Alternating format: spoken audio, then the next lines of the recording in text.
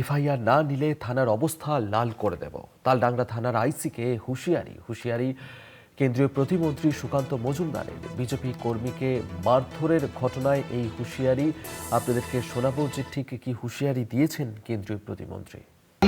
নীল রং আপনাকে আমি স্পষ্ট বলে যাচ্ছি, আমার জেলা সভাপতি যাবে, এফআইআর নেবেন, এই অপরাধীদের বিরুদ্ধে উপযুক্ত ব্যবস্থা নেবেন। যদি না নেন আপনার থানার এরকম অবস্থা করবো আমি এসে, পরিষ্কার বলে দিয়ে গেলাম। আপনার থানা কিন্তু আর থানা থাকবে না, এই গ্যারান্টি দিয়ে গেলাম।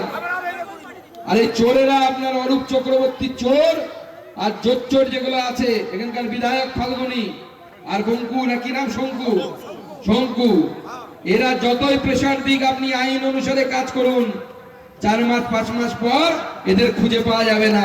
তৃণমূল পার্টি অফিসটা বন্ধ হয়ে যাবে, ওখানে ধর্মশালা তৈরি করবো আমরা, অপেক্ষা করুন কিছুদিন। স্বরূপ গঙ্গোপাধ্যায় আমাদের সঙ্গে টেলিফোনে রয়েছেন প্রতিনিধি। স্বরূপ, কেন এই ধরনের হুঁশিয়ারি দিচ্ছেন সুকান্ত মজুমদার? দেখো, সুকান্ত মজুমদার গতকাল একদম যে বিশেষভাবে তাদের দলীয় যে কর্মসূচি, সেই কর্মসূচি চালাচ্ছিলেন এবং কর্মসূচির একদম শেষ লগ্নে কর্মসূচি যখন একদম শেষ পর্যায়ে পৌঁছে যায়, তখনই কিন্তু দলের একজন কর্মীকে মঞ্চে আসতে বলেন এবং মঞ্চে আসার পর সেই কর্মীর যে হাতের যে অবস্থা, হাতের একটা অংশ লাল হয়ে যায় এবং এই বিষয়টা দেখায় এবং এই বিষয়টা দিকে সুকান্ত মজুমদারের যে বক্তব্য, যে এই যে বিজেপির কর্মীকে মারধর করেছে তৃণমূলের কর্মীরা, এফআইআর যদি না নেয় তালডাংরা থানার আইসি বা তালডাংরা থানার পুলিশ, তাহলে এই যেরকম ভাবে বিজেপি কর্মীর এই হাত লাল করে দেওয়া হয়েছে সেরকমই করে দেবেন তালডাংরা থানাকে। এই হুঙ্কার কিন্তু, এই হুঁশিয়ারি কিন্তু তিনি দিয়েছেন।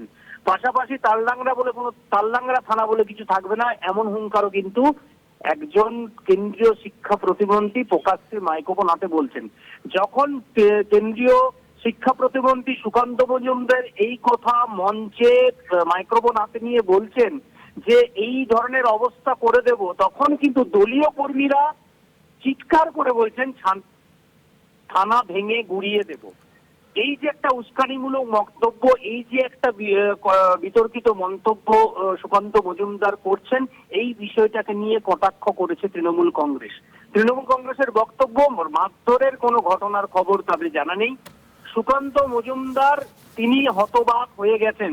তিনি যে আশা নিয়ে এসেছিলেন, যে পরিমাণ জমায়েত করার কথা ছিল বিজেপির নেতাকর্মীদের তরফ থেকে, সেই লোক তিনি দেখতে পাননি, সেই লোকজনের সমাগম তেমন হয়নি।